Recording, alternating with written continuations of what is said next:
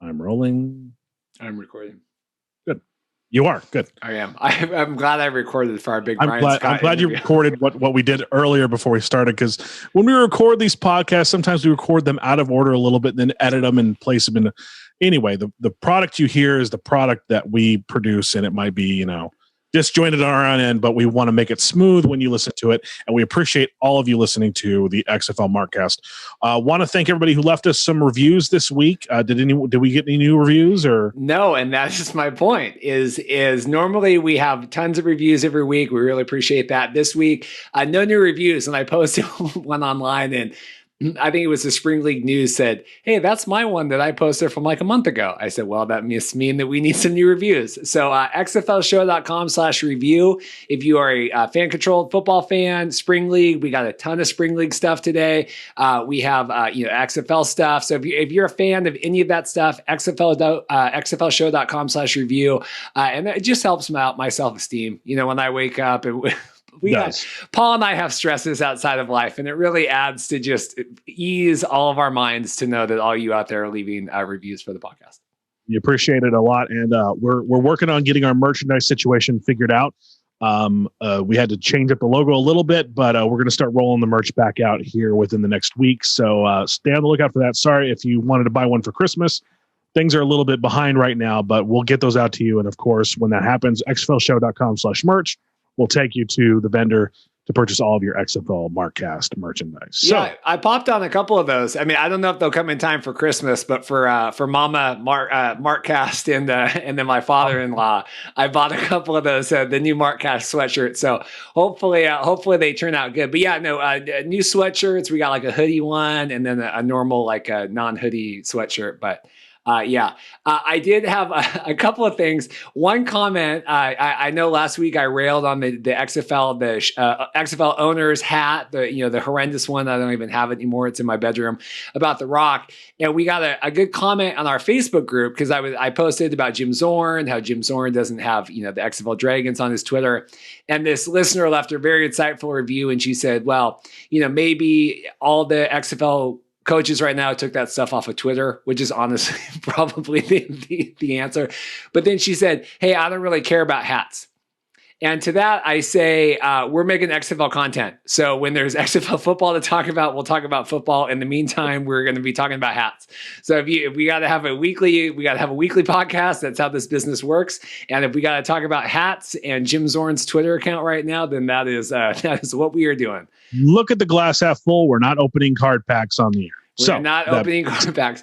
And I do, speaking of opening things though, I have a very exciting jersey, little old school jersey coming this way. Little West Coast, old school, little 2000s jersey. Maybe Paul knows what we're talking about here. But about 1.0 XFL jersey. I got an XFL 1.0, great deal on it, verified seller through eBay. Not a Chinese bootleg, is it? No, we also have that one coming too. That's being shipped. But we have, it's cool. So it should be here hopefully in time for the podcast next week. Really excited about opening that up. And then for the podcast next week, I just sent you a Christmas present, and hopefully you get it and you use it next week on the show for Christmas. And I hope you appreciate that. Because I appreciate you. No matter how much of a hard time I give you about the Google Doc, I do appreciate you. So I wanted to send you a Christmas gift. Hopefully you make good use of it. I know I make good use of what I have when I use it. So thank you. And also, speaking of the Google Doc, Van the Man, number one fan, he thinks we should call it the show rundown. He thinks that it's confusing to call. Oh, thanks, Van. Yeah, he had excellent feedback on the Patrick D's interview last week, co-founder, chief gaming officer of Fan Control Football. He goes, that was an excellent interview. Like, Van is all in on Fan Control Football, which you all should be. But he did say that we should call it the show rundown because he thinks the Google Doc is kind of confusing. I think the Google Doc is funny, though. I think calling it the Google Doc is funny. Just so people know, we have a shared Google Doc that I update throughout the week, and that's what we talk about. It's kind of the rundown of the show, but just in case you're curious. So that being said, when Reed fills the Google Doc out to 3 pages, I roll my eyes a little bit. I'm like, really?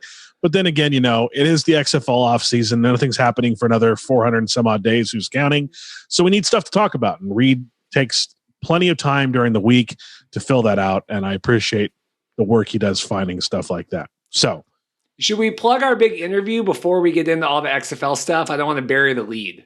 Let's not bury the lead. Yes. We got Bryan Scott coming up. Bryan Scott. MVP of the spring league. I really appreciate, he said, I'm sure phones blowing off the hook, social media stuff. I really appreciate it. Bryan, he's still in his hotel room down in Orlando, just won the big spring league game with the General. So thank you so much to Bryan. We have Bryan coming up, and then we're going to have Josh Davis. He's the XFL News Hub guru when it comes to the spring league and all that stuff. And so he's going to be coming on to kind of give his thoughts and kind of round out the end of this spring league. And then supposedly there's going to be another spring league in the spring. But anyway, I didn't want to bury the lead. We do have Bryan Scott, MVP of the spring league, coming up on the show. And people were curious on Twitter, who's the special guest? Well, Reed worked his tail off and got Bryan Scott to come on and agree, and we appreciate his time. It's a great interview. Tune in for that. We'll get to some news about the XFL right now, and then we'll take a break and discuss Bryan Scott about his time at the Spring League. I'm looking back now, and Chad Ochocinco, a friend of the show, he's got his own podcast. He's on all this kind of stuff. He was on our show week 2. I mean, maybe Bryan Scott, right? I mean, not same personality as Ochocinco, but in terms of success and, career trajectory, I mean, it's only, maybe we are what was that movie, Good Luck Chuck, right? With Dane Cook. Maybe that's us. So we're always going to kind of be here, but our guests are going to soar. Remember when Dane Cook was a thing for 13 months? But he was the biggest comedy legend. I mean, he was the biggest thing in the world for 2 years and then never again. Did you ever see that thing with Louis C.K. where he's that year was simultaneously the best year of my life and the worst year of my life? Yeah. Because people started accusing him right after he blew up of stealing jokes, which, I've listened to the material. I'm he kind of crypted a little of those jokes, crypt keeping, they call it. But yeah, Dane Cook. Wow, what a throwback there. But that could be, that's our podcast. We're the Good Luck Chuck of the XFL. So. But you would hope so. And with that being said, maybe we're Good Luck Chuck for Sergio Castillo. Is it Sergio Castillo? Castillo. This was horrendous. I tweeted, I said, because the Jets played the Seahawks on Sunday. We killed them 40-3. We had a Geno Smith sighting. I mean, when was the last time you saw Geno, on the But he was playing for the Jets. Well, and so, I mean, they pulled Russell out. I'm turning on the Eagles and the Eagles Saints game. I rarely do I turn off a Seahawk game, but I was this is in the bag. But Castillo missed 3 field goals. And I said, I appreciate the XFL love where he made 1, but then he missed 3. So the Seahawks, but yeah, the Jets cut him and then re-signed him back to the practice squad all in the same week. What a whirlwind. I don't understand that. Normally when a kicker gets cut, that's it. It's hard being a kicker in the NFL. It's really hard because your contract isn't guaranteed like the other people's. You fight for that paycheck, and it's just interesting that they cut him, then sign him back to the practice squad. That's an intriguing thing. Maybe they wanted to kind of I don't know, have him work through maybe some psychological problem that he might have on the field. I don't know what's happening, but this is an interesting call. And I mean, the Jets are a mess. Let's be honest. I mean, Adam Gase, the minute he was hired, the press conference, you've seen the video where his eyes are going all over the place. The Jets have the fandom with the Jets. I mean, to be a New York fan, trust me, if you play for a New York team, you are under more scrutiny than you are anywhere else in the world. Anywhere else. I mean, soccer, okay, we'll give you the exception on soccer. Football is a different animal. But when I'm talking about U.S. American sports, when you play for the Yankees, when you play for the Jets, when you play for the Giants, when you play for the Knicks, who are terrible, who have been terrible longer than I've been out of college, the New York Knicks. When you play for a New York team, you are under scrutiny. So imagine if you've irritated the Jets fan base with your coach hiring. Imagine how pissed they are right now that Adam Gase is still the head coach of the New York Jets. This is a mess. This is a mess. I know. I mean, he was good. Obviously, we want to see the XFL guys, succeed. And Sergio, he was the one that kind of did the shotgun beer thing for the Rednecks. That was kind of where he had like the Bud Light Platinum, whatever the sponsor was for the XFL, like the Corona Light beer, seltzer, whatever it was. That's kind of where he got famous. But yeah, you certainly hate to see that missing 3 or 4 field goals and getting cut. But hey, he's back again on the practice squad. So. Speaking of practice squad, I'll segue. Paul's updating the Google Doc. Jordan Teamu, star Battlehawks QB, got finally signed to the Lions practice squad. He had toured there a week or 2 ago. Mike Mitchell reported that. And great for Teamu. I don't know maybe this year if it's going to do him much good. I mean, the Lions are pretty shot, but maybe leading into next year, Matthew Stafford is injured right now. And, they're trying to get some depth in the QB position. So. Round of applause for Jordan. Oh, I was like, what is Paul doing over there? So I'm really excited for Jordan. He was with the Chiefs practice squad, then he got cut. He had COVID, and now he's back again. But Mike Mitchell was kind of following that. But Jordan is back on. I mean, the Lions are a disaster. I watched them get destroyed on Thanksgiving, and then what's the guy? The coach got fired. Patricia. I mean, God bless him. I mean, there are some people that are better served being coordinators. Matt Patricia probably being one of them. Kevin Sumlin is probably another one that should definitely be a coordinator. That's going to be a hot button for me too, because that was embarrassing. That was, as someone who's grown up in Tucson, I was so mad when I'm watching the Arizona State game, and within 56 flipping seconds, Arizona State is up 14-0 on Arizona. What are we doing? What are we doing, Arizona? What are we doing? And I talked to Marcus Griffin. He's a former defensive end. He actually transferred when Rich Rodriguez was fired. He actually transferred to Central Michigan. I talked to him a little bit. He was very opinionated about the Kevin Sumlin thing. We won't get into specifics here regarding whatever's going on with Kevin Sumlin's personal life, but Kevin Sumlin's better served as an offensive coordinator, I think, and we'll be discussing potentially the reasons why Kevin Sumlin had great success early on, later on in the show, and that'll tie in, and you'll see where it all comes back around full circle when we discuss why Kevin Sumlin ever got the job at Arizona to begin with. Is this going into our garbage segment at the end? Nope. Oh, okay. It's actually something related to an actual football league. I'm excited. So you'll see how I tie that in. Good. Anyway, so Teamu's going good. The other thing, and this is, I just put a couple notes in here. Sheena Quick, a friend of the podcast, she covers the Carolina Panthers. It just seems like she is having to do a lot of talking right now, defending Teddy Bridgewater. It seems like online with Matt Rule that, Teddy, that, they got killed last week. They're playing the Packers this week. I guess I didn't watch the whole game. I guess Teddy, didn't call the right play, or there was some question if he kind of superseded Rule's decisions. And it just seems like not is all well in Carolina right now with Teddy Bridgewater. We know we saw PJ Walker play earlier this season, won a game. I mean, I know we've been talking for weeks. What's the deal with Teddy Bridgewater? That's a good question. Did they sign? I'm trying to figure out when they signed Teddy Bridgewater to his deal. His big deal.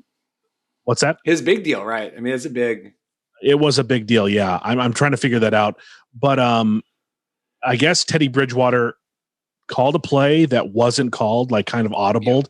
Yeah. And, when you pay a guy, he's getting $8 million this year. When you pay a guy $20 million next year, you're paying him to kind of trust him with those calls.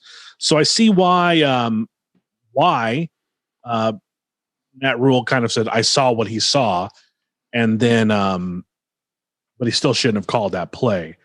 I don't know, man. I'm just trying to figure out when Teddy Bridgewater signed and when Matt Rule signed as a head coach. It just seems like, and I'll vamp while you're looking at that. I mean, it just seems like, you've got PJ there. I mean, they're just so tied to Teddy. I mean, I think there's a lot of money there. It would be nice to see, we had talked about giving Teddy a break when he got hurt. He came back. I mean, I know we're like Pipe Dream and we're XFL Markcast. Like, obviously they're going to go with Teddy, but we like to hypothesize here. But I just wish that PJ would get another look or two.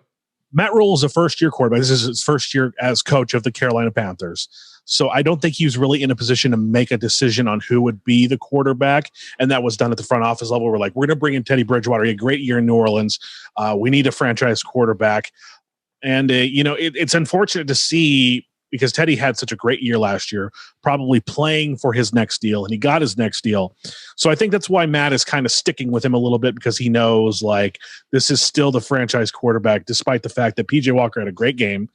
We're going to see what happens. And when Matt Rule, if they give him a little bit more leeway and a little bit more decision making, maybe he makes a call to try something new out. And I don't know who's going to take on that $20 million salary if Bridgewater's not the answer there, but it's going to be interesting to see, to say the least. Yeah, it just seemed like, because I follow Sheena with all, she's come on a couple times to talk about kind of the feelings, in Carolina with the fan base, with PJ.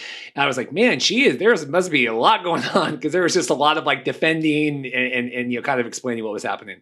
I understand where she's coming from. And I think like people in Carolina are potentially irritated with the Teddy Bridgewater situation, and rightfully so. Fans do have a right to voice their opinion if they're spending money on jerseys or tickets or NFL League Pass on just DirecTV, because apparently you only get one game on Apple TV.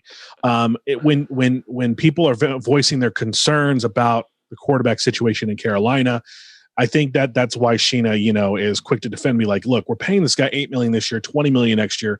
We really don't have an option. We're not the Philadelphia Eagles. We're not going to sign a guy to the extension that didn't win the Super Bowl and then sit him on the bench behind Jalen Hurts. That's crazy.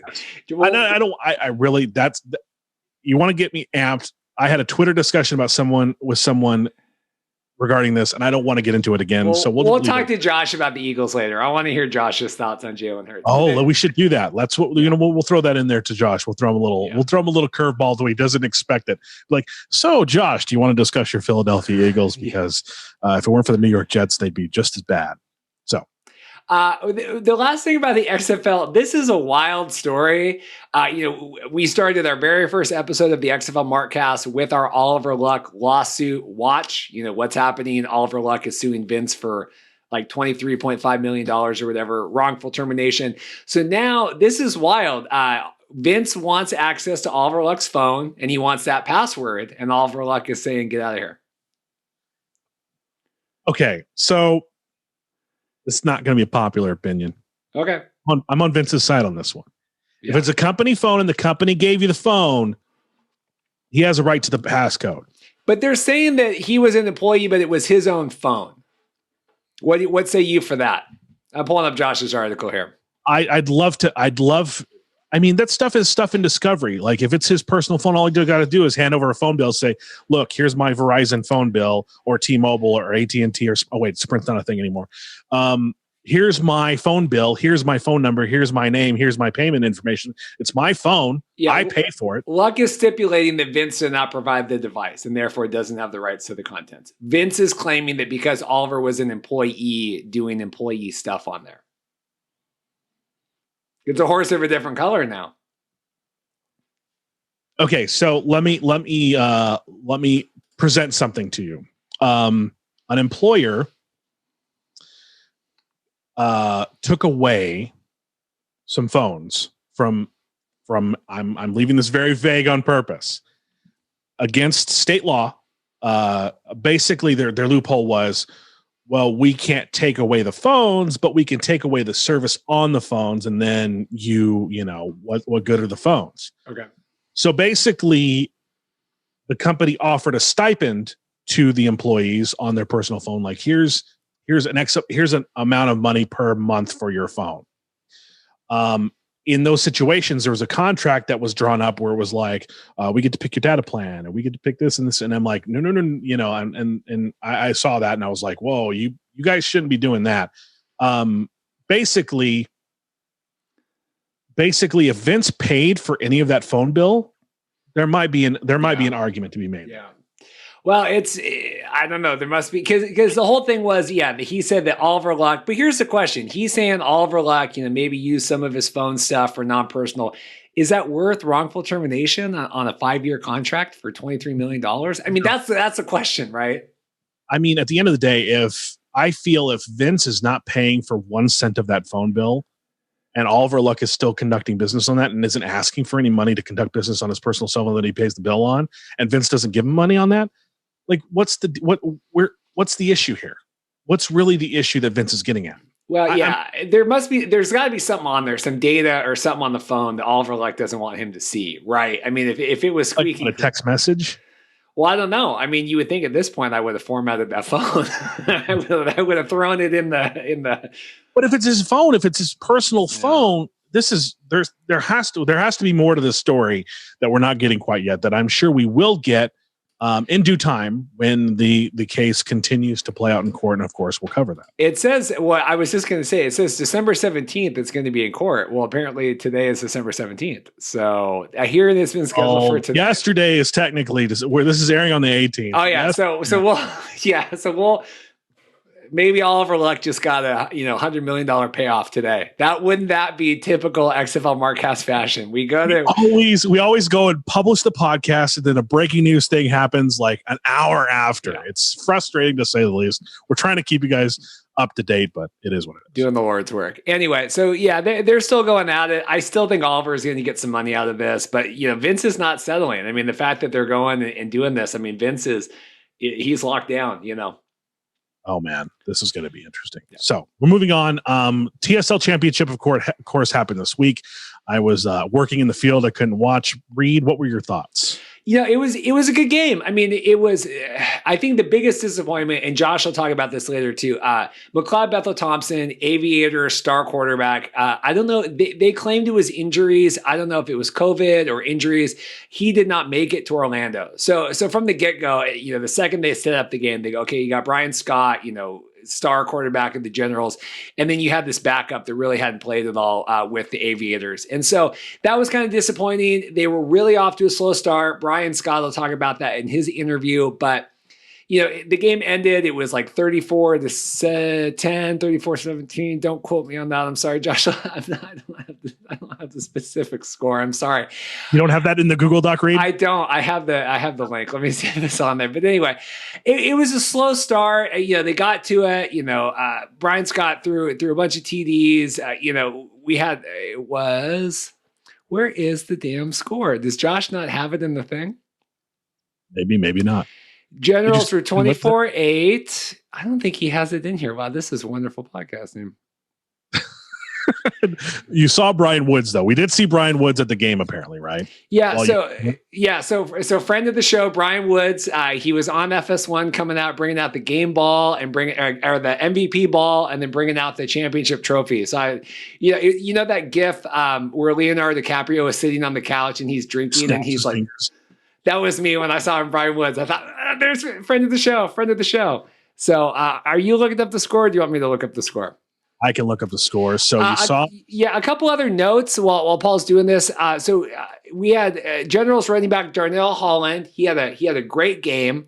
Monster runs, 51 yards on 5 carries. He had become a father that morning of the game. Posted from the, he was him and his wife and the baby. That was awesome. Van specifically texted me. He watched the game. He wanted us to make sure that we noted that Mike Singletary, he was the Generals defensive coach, and he was the Defenders defensive coach back in the XFL. So that was, Mike Singletary. He was previously with the 49ers. And then we have Bart Andrus. He was that Team 9 head coach in the XFL. And he was the head coach of the Generals. And so, he kind of gets the credit, those two, for putting together. I mean, the Generals really were a winning combination. And I guess Bart Andrus, he was like the winningest coach in NFL Europe. Van wanted us to know. I know you're a big NFL Europe mark. So I used to be back in the day. So, that's interesting stuff. The final score, by the way, was 37-14. 37-14 Generals. That was really hard to find that final score. I was like looking everywhere, typing Google, and you were doing that too. So it was interesting. It was hard, to say the least, to find that that final score. You'd think that they'd put that right on the front page of the Spring League. We'll have to get with Brian on that. Be like, hey, why don't you put like a press release? Hey, this Spring League's over for a year. We've awarded a champion.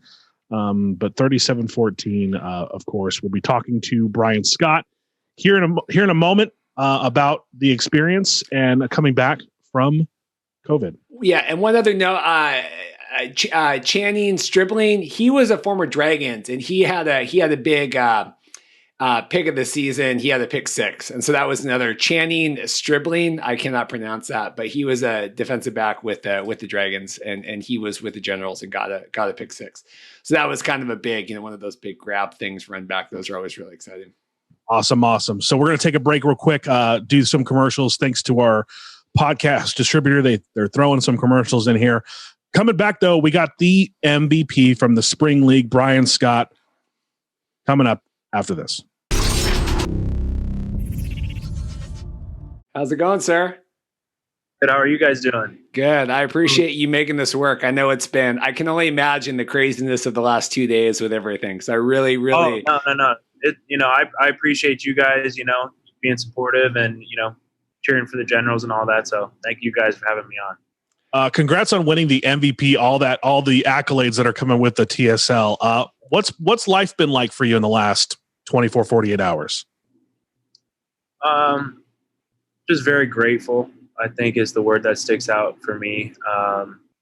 Just the way that 2020 started, it's just been a bad year for so many people. And just to look back on it and have it end, coming to an end here, and just to have been a part of something so special. I mean, I've been a part of championship teams before, so you can always look back on that, and you always remain a family with those guys for the rest of your life. I mean, it could be 10 years down the road, 15 years down the road, and you go like, we still have that group text, and it's like, hey guys, remember when we won the championship during COVID, and we played a professional football league, we played in the Alamo Dome, and we went to Orlando, made it work.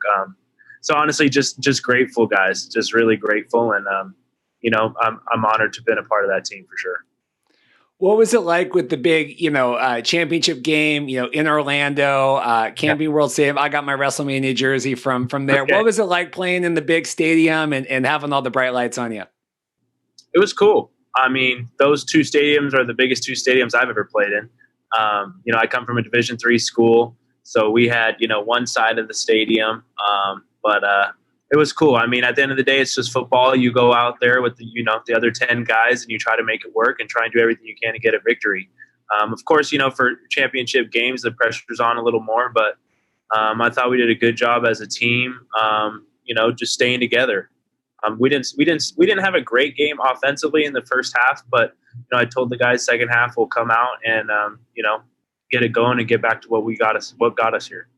Yeah, I kind of attributed that to just obviously the time off, right? You guys have been kind of gelling and everything. How many practices did you guys have before the game when you guys got to Orlando? And do you think that led to, just the slow start? Because in the second half, it was, balls to the wall. Yeah, just 2 practices. I mean, and they're kind of like, the first one was a walkthrough, because guys just kind of got there.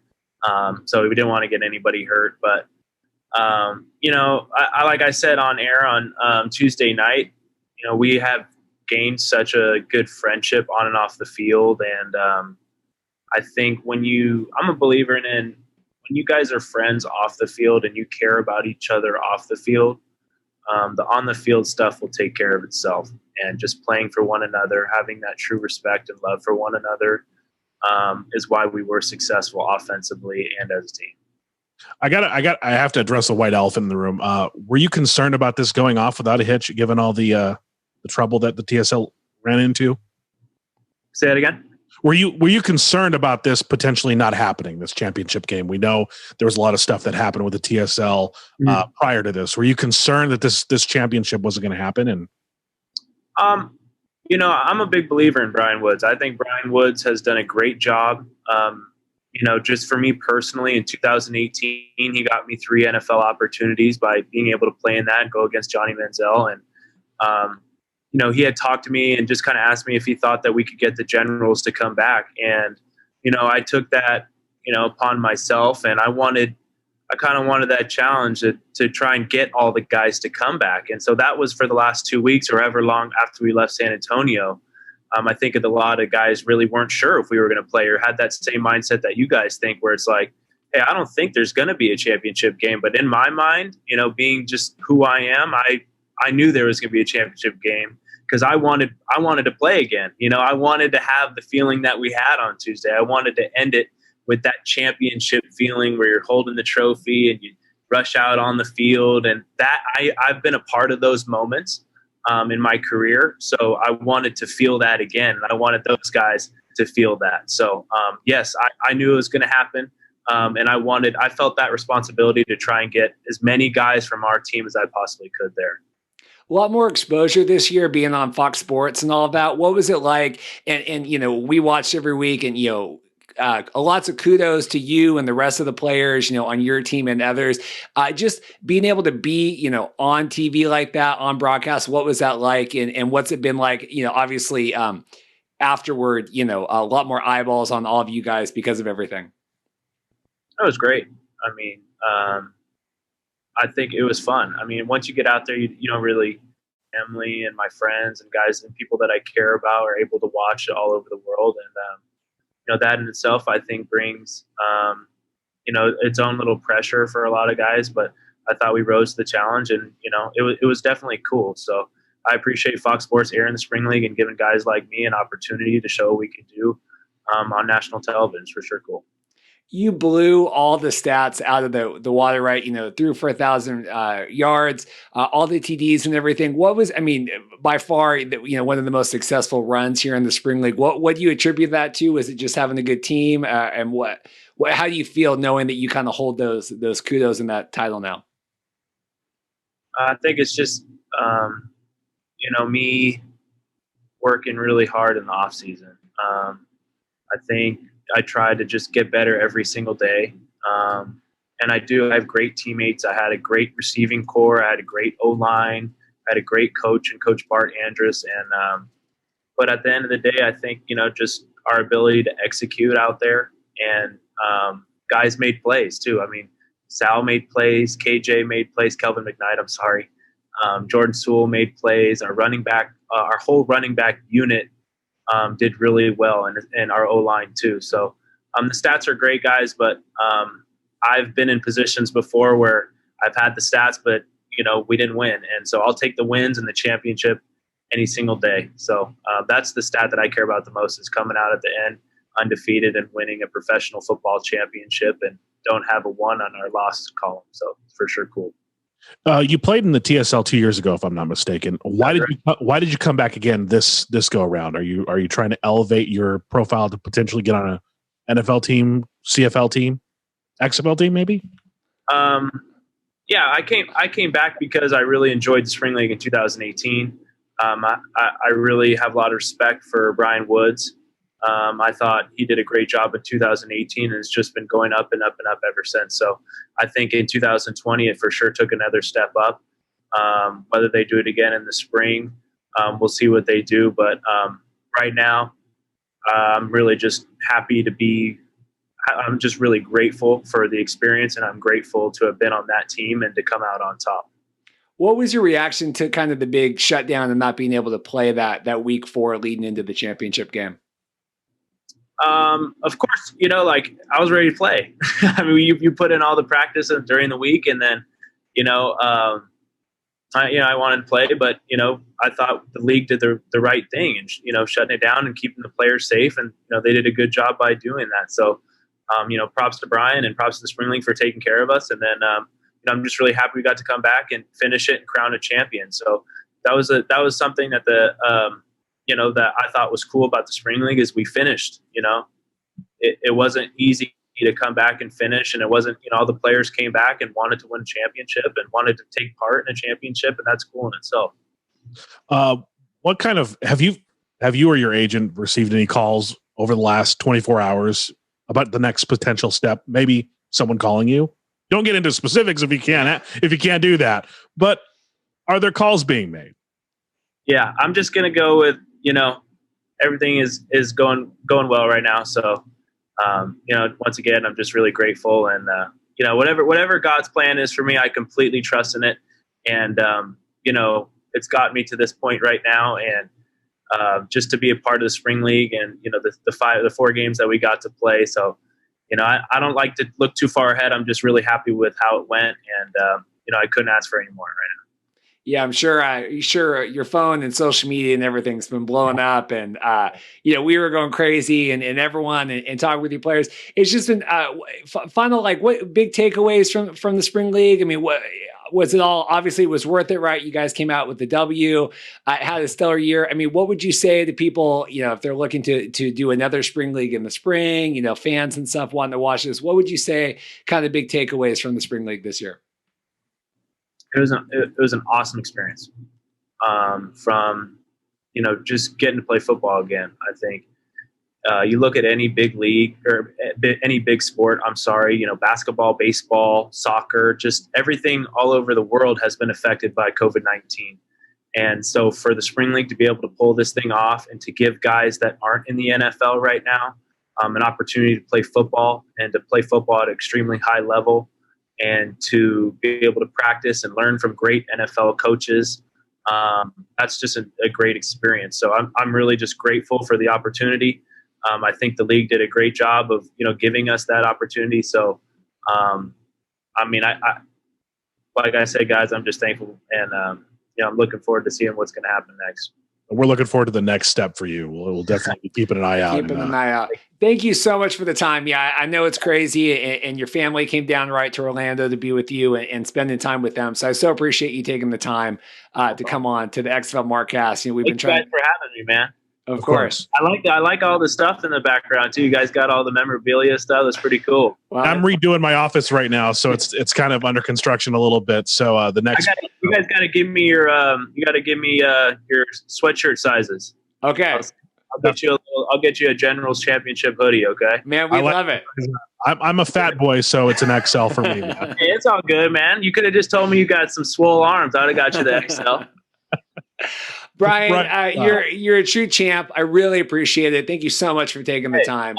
No problem, guys. Thanks for having me. We'll be rooting for you going forward. Good luck, man. Yes. God bless. Thanks, man. Want to thank Bryan Scott for joining us right here on the XFL Markcast. Good work, Reed, getting that interview. His phone has been blowing up. His agent has been, he's been getting some interview requests. So gracious to spend about 15 minutes with us chatting about his experience and keeping it close to the vest about his next step. We'll be definitely watching where Bryan Scott goes after that. More TSL news now. Just a couple notes here. There was a couple signings. We keep track of the XFL signings. Some TSL stuff. Our man, I like this guy, Buck Howard. He got signed to the practice squad of the Jaguars. I love his Twitter. It's the Bugman. So Buck Howard is getting signed to the Jaguars. And then another signing, we have the Aviators running back, Devon Smith.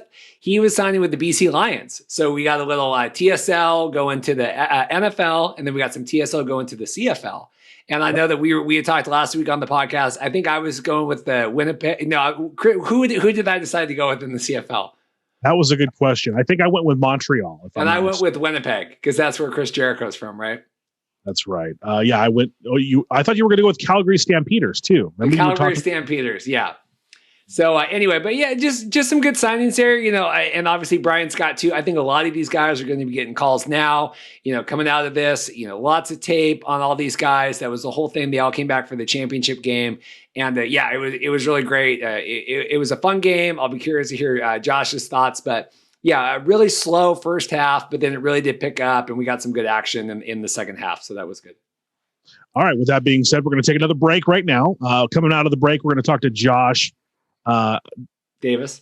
I'm sorry, I had a little bit of a brain fart there. Josh Davis is going to come back after the break and discuss the TSL championship game, and then we're going to throw him some curveballs here, and it's going to be pretty interesting to see how he handles them. Yeah, and I want to hear what he thinks about the Oliver Luck thing too, because he's been following that. So I want to hear what Josh has been following that. So we'll check in with him about TSL, the Oliver Luck suit, and then we'll throw the Philadelphia Eagles curveball at him. So stay tuned for that.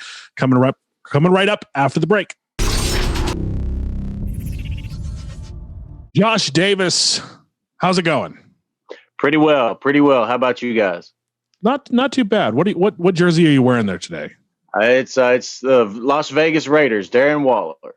Okay. Big game tonight. I mean, well, yesterday, whatever, when this all comes out. Before we start doing your thing, I was going to make one note. One of our fans, Zach, just messaged us. We didn't talk about this on our normal portion of the podcast. We kind of jumped around, but Taylor Russolino looks like is going to play tomorrow, tomorrow, Saturday for the Broncos. So I just wanted to make sure we mentioned that because it was questionable, but now it does seem like that's going to happen. Any thoughts from you about Russolino getting to play? I know you're a big fan. Man, it's about time. It's been, when I don't want to act like I'm throwing shade on anybody, but we just saw a team earlier this year sign a guy that's never kicked a field goal in a game. And when you've got guys like Russolino and Rousa and McGinnis, these guys that have done it this calendar year, that are sitting at home on the couch, so every time you see a guy like Russolino finally get a chance to get out there on the field and show what he can do and, show how invaluable the XFL was and is, it's a good thing. I love it. But the Broncos were probably going to get smashed. Yeah, smashed, killed. Oh, I mean, you didn't say anything about that. So, but hey, here's a good thing. If they get across the 50, he should have plenty of shots to get some field goals in. Yeah, could be a good. Yeah, we talked about Castillo's too. Scoring a lot for the Jets with XFL. Where, you can't get it to the touchdown, but if we get it close enough for him to get the field goals. Well, thanks for coming on. We just kind of wanted to get your take on Spring League. We ended up having Bryan Scott just came on a little bit ago. I know you're a fan of his too. And so, what did you think of the game? You watched it. What were your big picture thoughts? Well, it showed that they had taken a few weeks off, right? Because it started real slow. Like you saw that they both teams had problems with getting into a rhythm, and I understand why the Aviators did. Bowen wasn't their regular guy. That was McLeod, but he was out with injury, so Bowen came in and got the run. So good to see him play, and it was great to see Izzy at the end of the game. Man, I wish he had more of a shot to get that to get some playing time. But it's a championship; you're trying to win the game, so.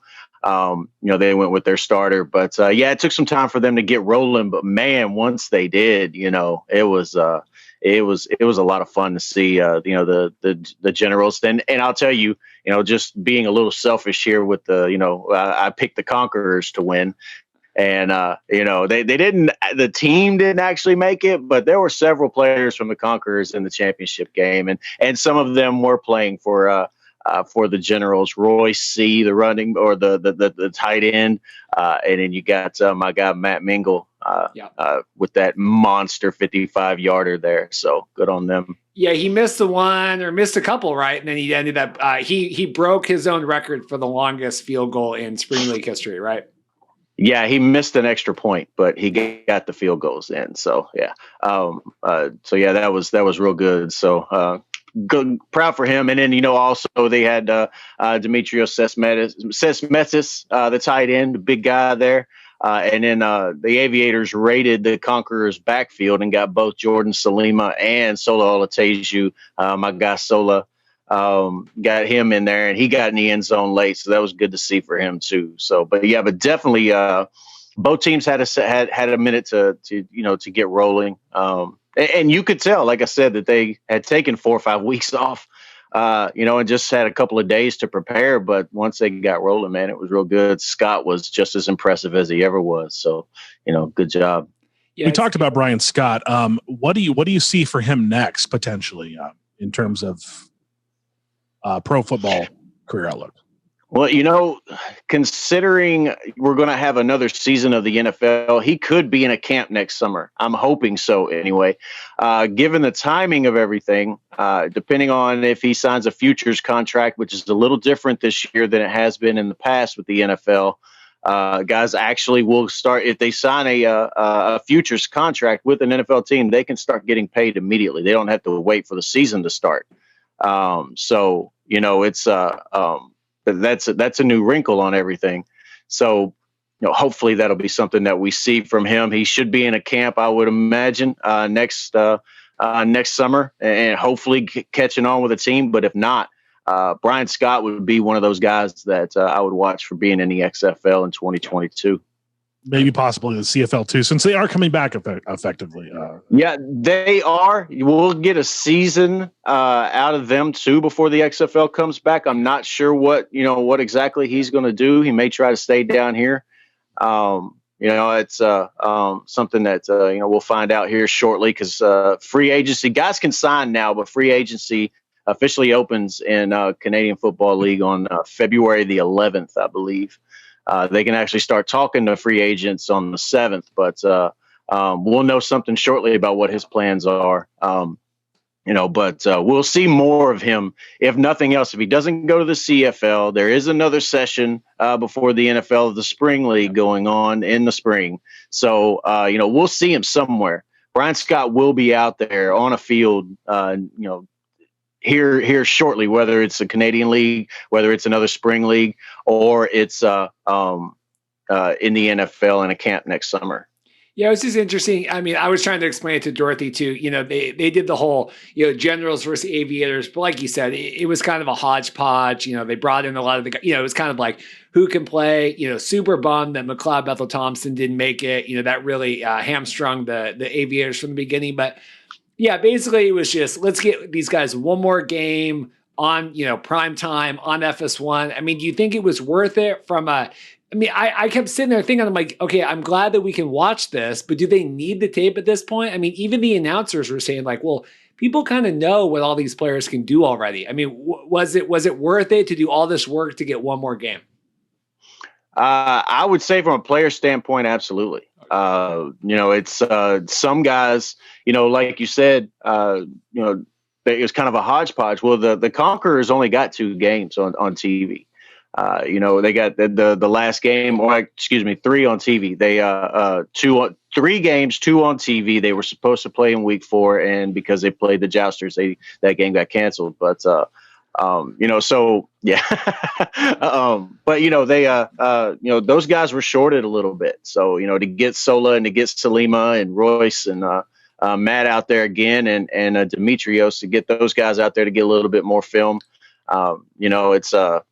It's a real good thing, and even with players like Bryan Scott, who had all that film already, it's good to show that you can continuously do it, and you can always, like, had they only had a couple of games, coaches could have been like, what, he was good for this, but can he keep going? And now they have this extra film where they showed that basically a month without being on a field in an official manner.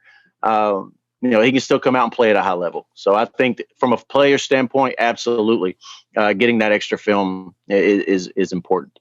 What do you think the next step is? We're talking about them having another spring league session next year. We know what happened with this year's shutdown with the pandemic. What do you think they need to change and make better to make sure it doesn't happen again this next session for spring?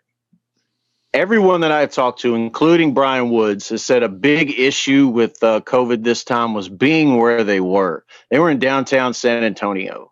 And if they're in a more, I don't want to say secluded location, but if they're in a place that doesn't have as much going on around it like downtown San Antonio does, then they may not have to worry about guys leaving all the time and coming back, trying to go out and see the sights. I mean, these are young guys, so, they want to get out there and do things. And, so if there's not as much to do, then you don't have guys being able to do that. Ideally, what everybody has said is they would like to have different teams set up in different places, not everybody in one hotel. He said that works a whole lot better for a bubble situation than anything else. But I'll tell you, the consensus among the players and the coaches that I have talked to, the main thing that needs to be changed that will help with COVID, and you may not think about this, but is the food. Yeah, well, that was what what's his name said. Ken Shelby. Yeah, they had 3 meals that were served, and they had certain times that they were served. And if you had a dinner was served at 5:00, if you had a practice at 6, that was your last meal. Well, regardless, 5:00 is your last meal that they provide. And so you had guys that had practices that would either come back to a cold dinner or come back too late to eat at all. Then you had those late night games, and that schedule didn't change. I had guys tell me, even if they just offered a snack at around 9 or 10, that would have kept guys from going out trying to get more food, and it would be a whole lot whole lot better, and guys would have been, not been so drawn to leave to try to get something to eat. So, those two things, and that's something that Bryan has talked to me about. He said jokingly, you might see me drop a hotel in the middle of a desert, so that or a field in the middle of a desert, and try to have the spring league somewhere out there, where these guys can't get around people who might be infected. So, that's something that they may be looking at is a way that's not, a place that's not as busy as downtown San Antonio.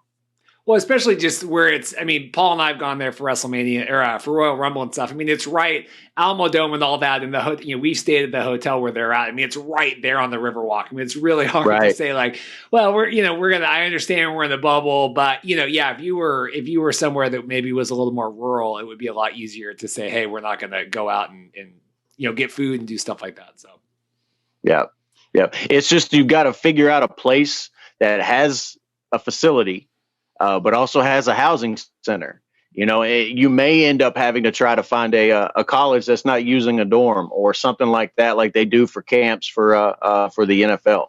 You may have to find a situation like that where you might be able to do something. I don't know. You'll have to find a field or a facility that you can get at a I don't want to say cheap, but at an affordable cost, and then also have a hotel or some type of housing close by, and with something that can cater at, decent food at a good price, so that you can make sure these guys are fed well, because you've got to replenish. If these guys are out there practicing or playing, then they've just lost a whole bunch of nutrition, and they've got to replace that. And if you're coming off a practice field or a game field and there's no dinner, that's not good. That's not good for an athlete. But overall, it was successful, I would say, as much so. Obviously the shutdown stunk, but at the end of the day, I do, agree with Bryan that he does, want to get these guys as much tape and opportunities as he can. It seems like even to do this, they definitely did not need to do this championship game. They did not need to do all of this and do the relocation, all that. That's at least where I'm standing with that. I know there was kind of the follies before with the testing and all that, but they definitely could have just said, hey, we're done this time, and not do all the work of doing one more game. So, I at least give them credit for that this definitely didn't need to be done. Right. No, they didn't have to. This wasn't something that they weren't contractually, obligated to do, not even with FS1 or anything like that. They didn't have to do this. This was something that they wanted to make sure that they did for the players to get them extra film. And that's the same thing that Bryan said to me, like the things that happen are things that they can learn from and get better on. And that was my whole thing when we were talking about any of the issues. Was that, making sure that, things are learned from. And, we talked about those things. Like I said, he said that he might find a field out in the middle of a desert to make sure that this stuff doesn't happen again. So he knows the issues, and, he knows what to do that was the whole thing with relocation, was to make sure that they weren't back in that area where it was so bad there in San Antonio. So that's, kudos to him for finding a new place and FS1 and everybody coming together, getting the players down there and getting a game on, because I know I loved it. One other thing we wanted to touch on, we talked about it earlier in the episode. We wanted to get your take. We read your article on News Hub about the Vince McMahon, Oliver Luck stuff. We kind of gave our thoughts already, so I do want to just, while we have you on here, give you the opportunity as the author and kind of doing all this stuff. What do you think of the latest going on with Vince and Oliver and the cell phone scandal? Well, I understand why it's happening. You got to Vince is trying to get a cause there for them to say that Oliver breached the contract. But the way the statute reads, it looks like it's in Oliver's favor here, because the way that it reads is that while you do have to give up the passcode to your employer, it's not worded in any way for former employer. So, do they have the right to take his, like, they have the device from what I understand, they just don't have the passcode. And to do anything to get the passcode in a legal way, because there are other ways around it, but in a legal way for them to do it, they would have to do a factory reset and lose all the data that they're trying to get. So, it's It's a crazy thing, but the statute that they're fighting over right now does not give any type of rights to a former employer to have the passcode. If he was still employed by Alpha, it would be a completely different scenario. But again, it's kind of just a little back and forth between these guys. Vince didn't want to end up having to pay everything that he owed to Oliver, so he did what he had to do. And I don't know how strong the reasons that he's giving to make it seem like he breached the contract are going to be, but we'll see. They had a hearing today, so I will actually, when this airs, yesterday. So yeah, we do it all the time. Had that too. Yeah.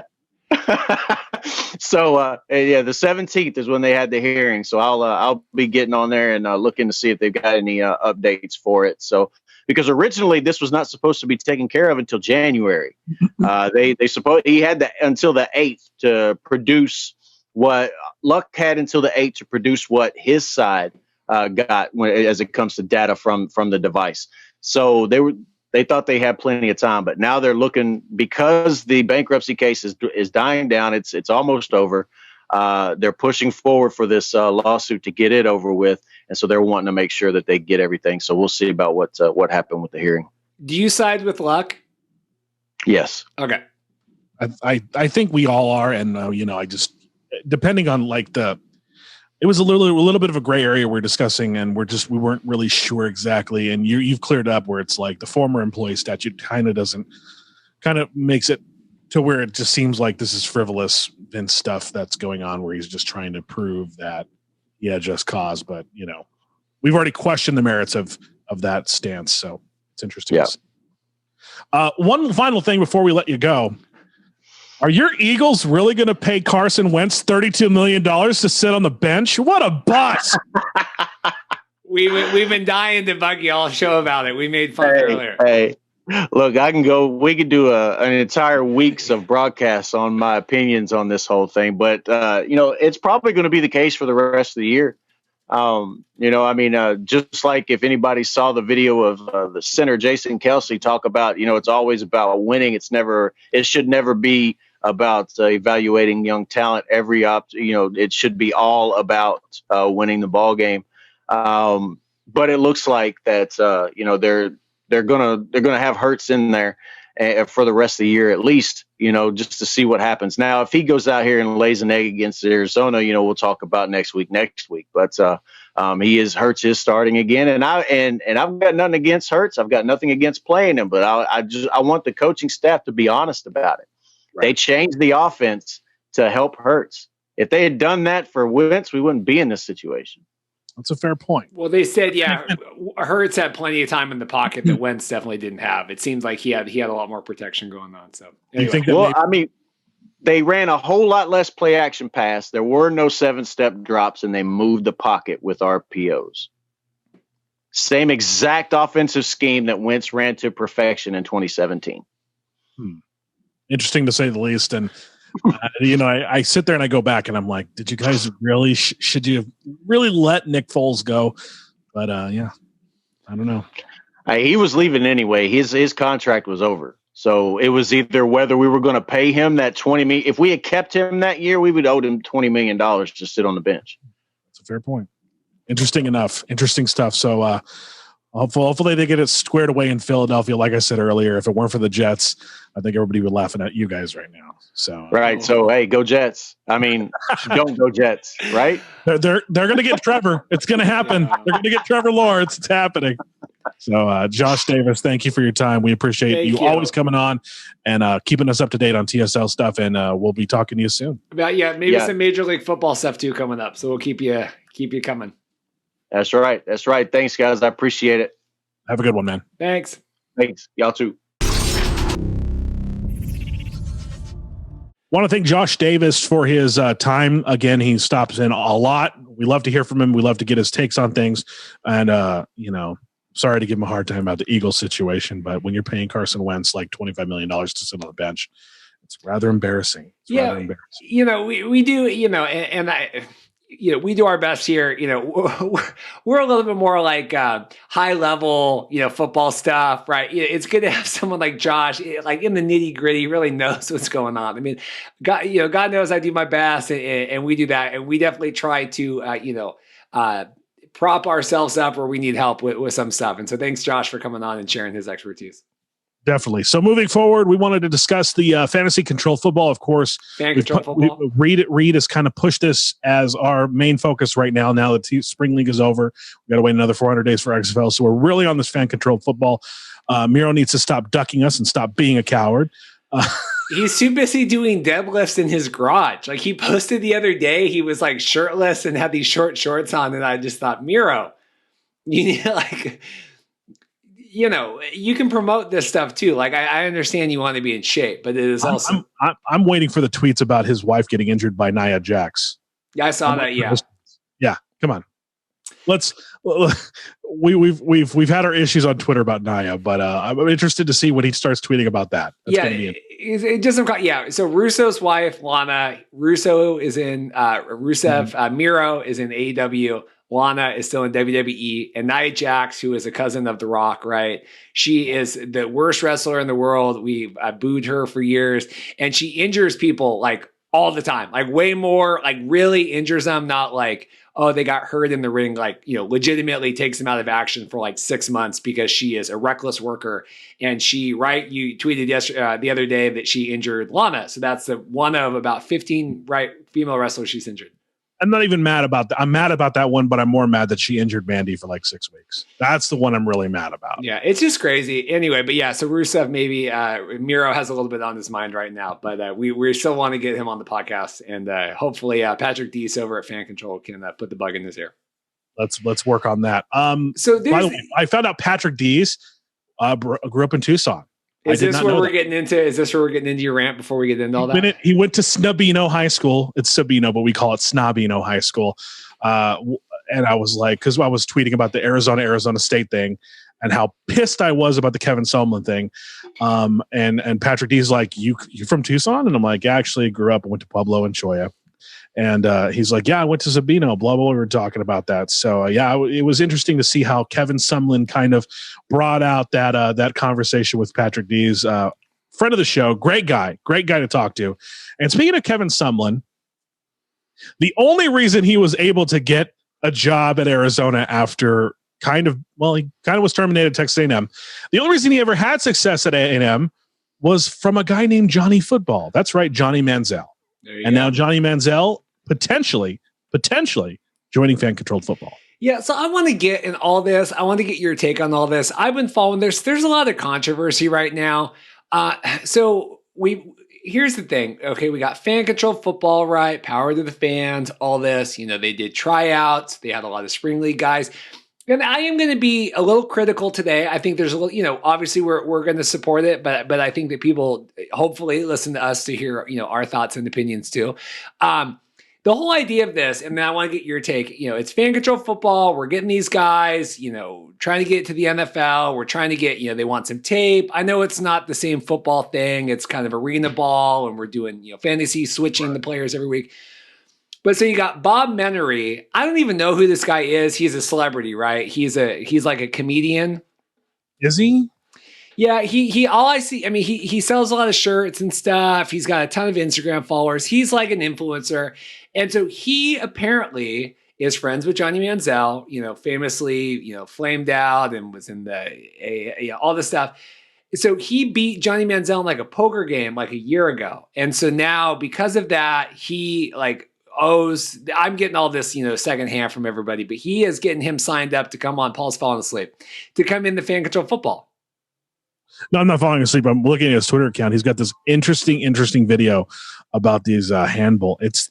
Dude, this could put me in a trance as it has. Oh. He's got this handballing thing, this World Bowls handballing. Yeah, Bob. Yeah. Yeah. This is insane. I'm watching this and this guy that, Anyway, sorry. So, but here's the deal. So what do you think about this? And then I want to get into the Ricky Williams and all that stuff too. What do you think about Johnny Manziel? Supposedly, this is Patrick Deese is like retweeting all this. This is, from as much from the horse's mouth as can be. I don't think Fan Control Football needs Johnny Manziel at all. I do. Everybody they've associated with has been off the field. Marshawn Lynch, off the field owner of a team. Richard Sherman, off the field owner of the team. Miro, Quavo, all off the field owners of the team. They need some stars on the field right now. And whether you like it or whether you agree with it or not, Johnny Manziel still has a marketable name on the field. He's still relatively young. I understand he's had his issues. I won't even get into what happened at Texas A&M because I've been told a lot of stories that are very inflammatory. That being said, Johnny Manziel still has a name, and people like watching train wrecks, and they also like watching redemptions. So maybe that's a marketing idea that they're going to put Johnny on the field, and either he's going to have another train wreck session or it's going to be a redemption story for Johnny Manziel. Maybe that's a play. And I think that just adds a little bit more of intrigue to the Fan Control Football. It's got all these bells and whistles that make it very attractive to gamers. But for people that are into sports, people that are truly into sports, they're going to watch they're going to watch to see what happens with Johnny. They are. Well, and that's great. I mean, because we didn't talk about a lot of this beforehand. I mean, I think that's great that we have a difference of opinions on this because I just don't think they need it. I don't think you need.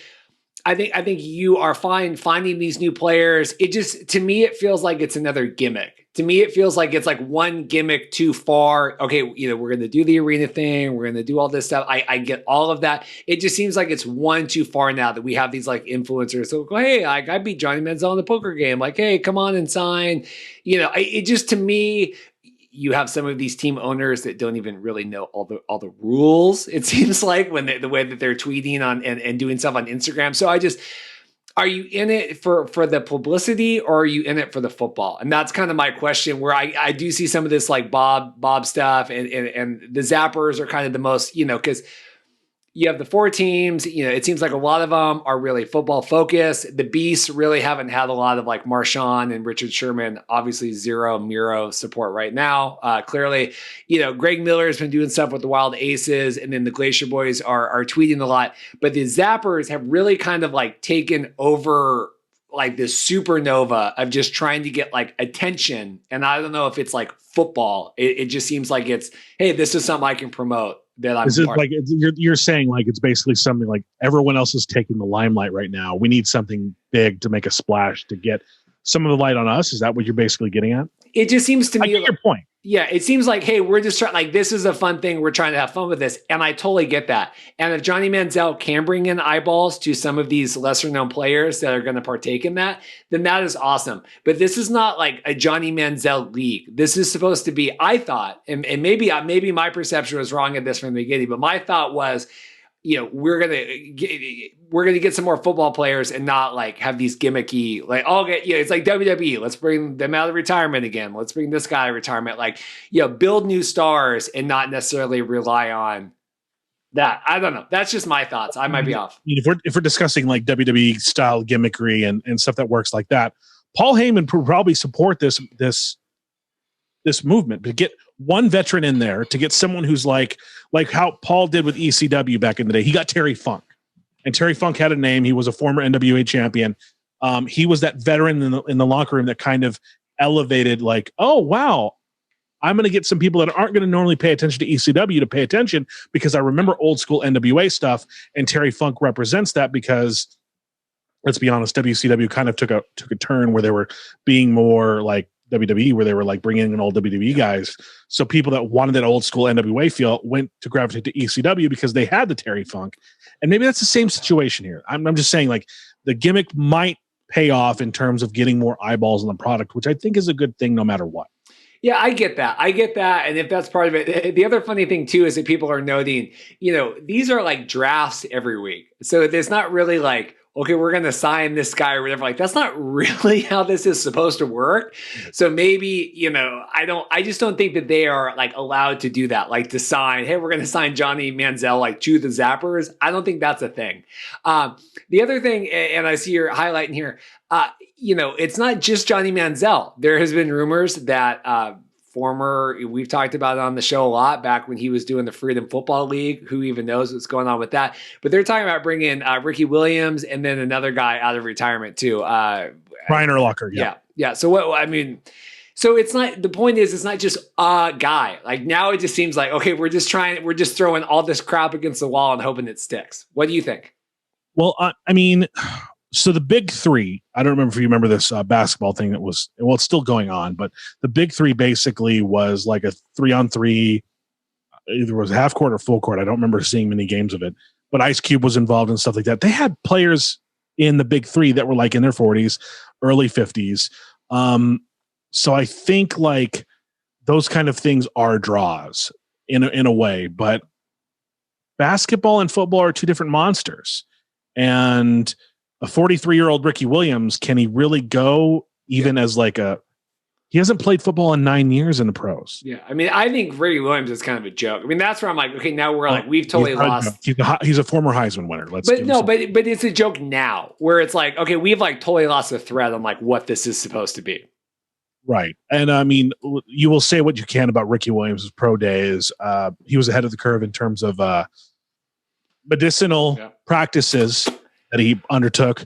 But Reed's gesturing for those who are listening to the audio.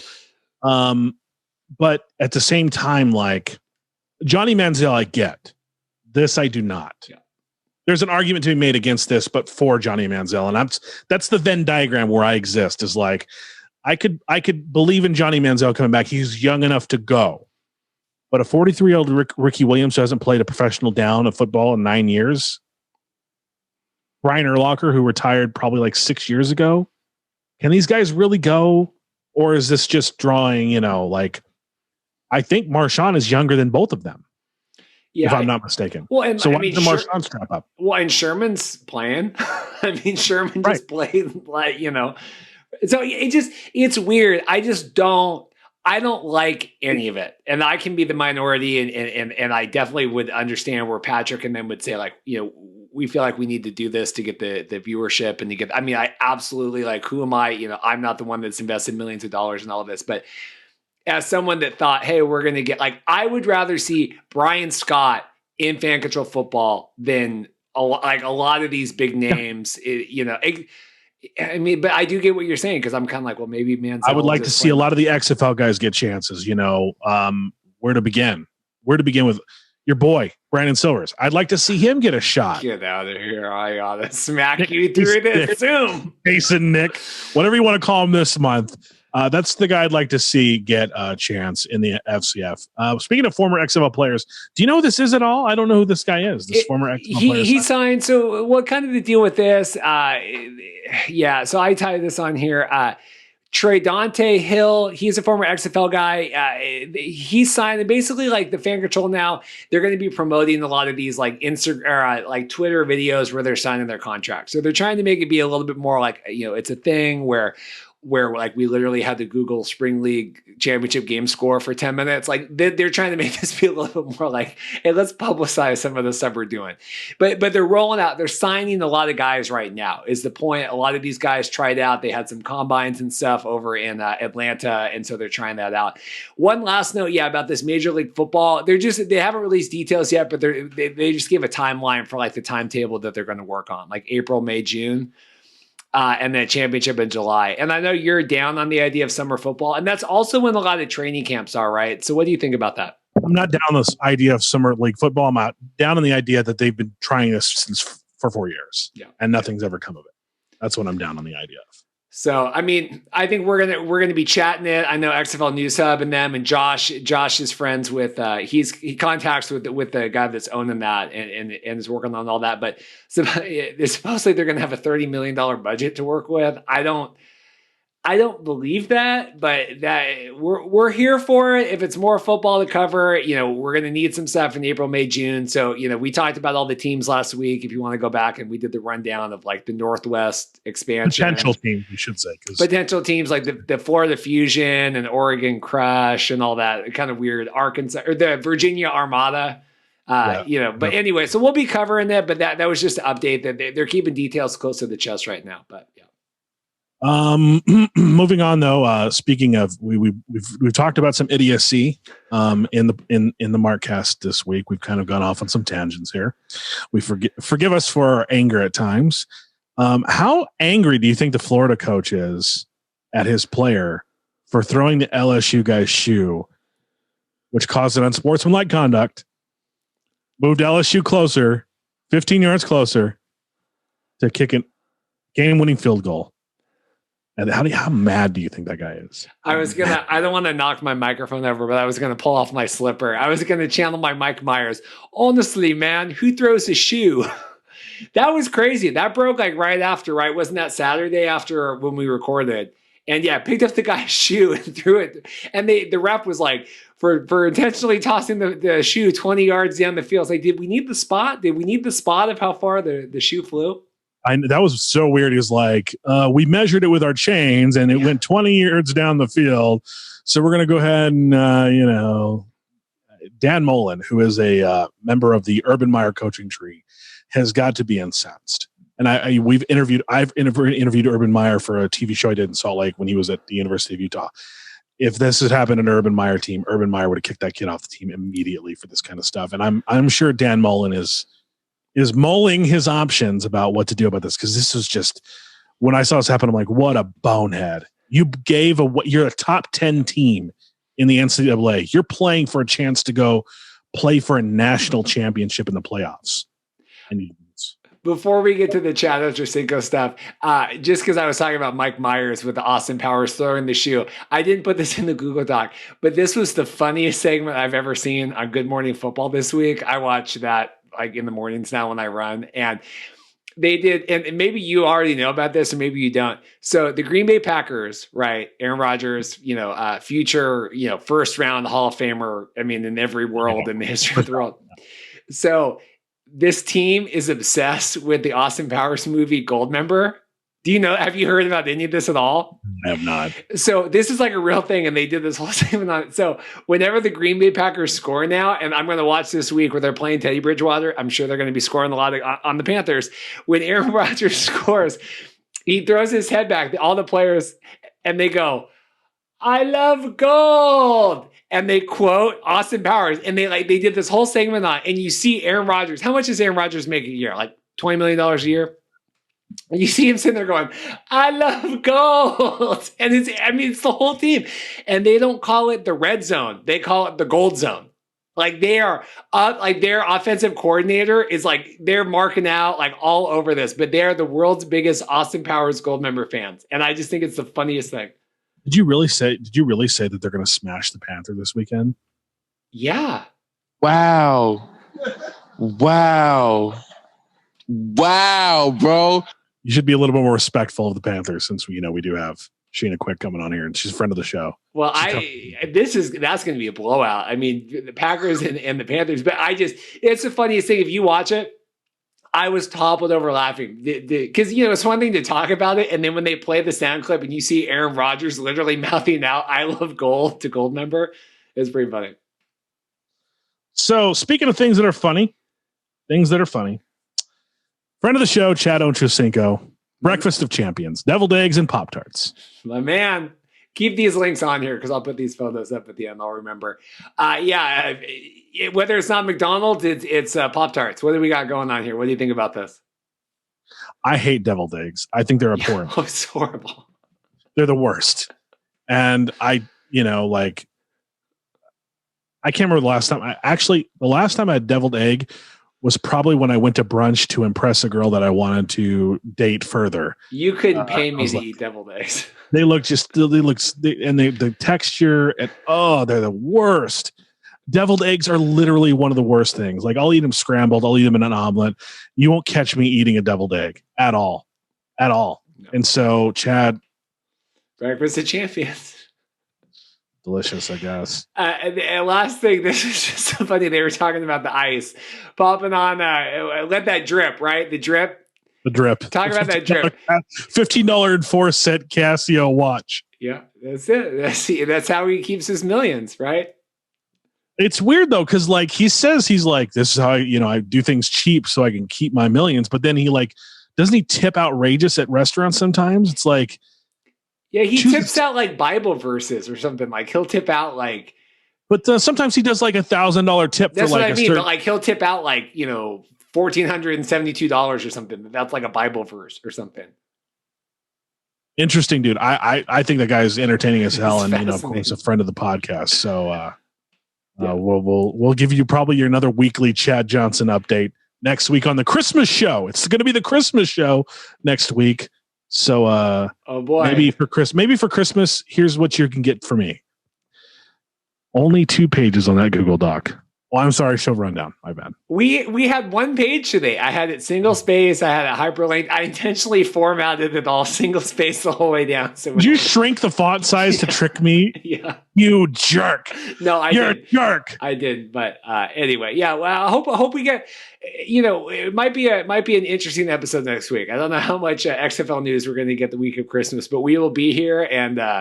Maybe we'll have another surprise guest come on and discuss, who knows, fan control football. Maybe Miro will stop ducking us. Maybe Miro will, his heart will grow. That could be his Christmas gift to us, is to stop ducking us, stop being a coward, Miro. Come on the show, just discuss your involvement with fan control football. We don't have to talk about anything else.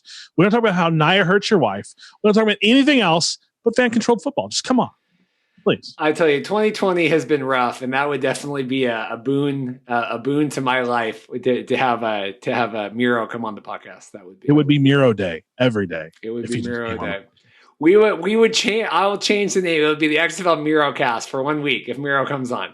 Deal. Why don't you tweet that out on your verified today? I'll tweet that out. Work on it. So, with that being said, we want to thank you all for joining us. We want to thank Bryan Scott and Josh Davis for joining us as well to discuss everything Spring League and other little items here and there. And of course, we'll be back next week. XFLshow.com/review is the place to go to review our show. Please leave us 5 stars and also subscribe. That helps. That helps big time.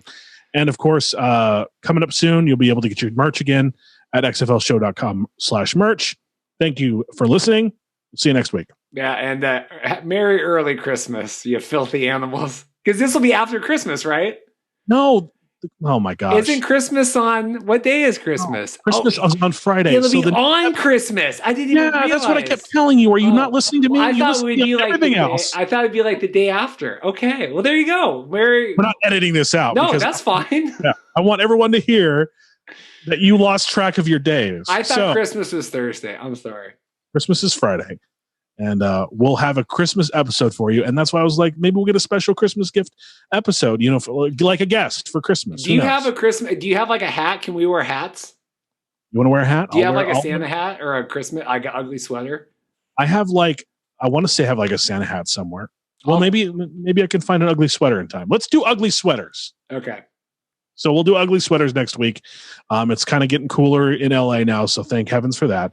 And we'll do ugly sweaters next week for Christmas. So I don't want people to not listen to the audio version, but maybe you might want to watch the video version this time to see what kind of ridiculous ugly sweaters we come up with. Yeah. And that's all going to happen next week. So thanks for listening this week. We appreciate you, and we'll see you next week on Christmas.